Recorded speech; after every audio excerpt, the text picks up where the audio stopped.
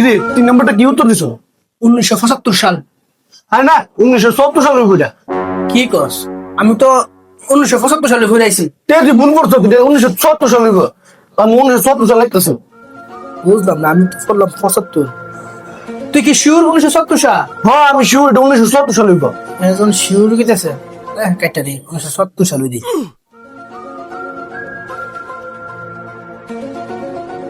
সালটা যে দিলাম কথা শুনে ঠিক আছে রে দিকার হয়েছেন।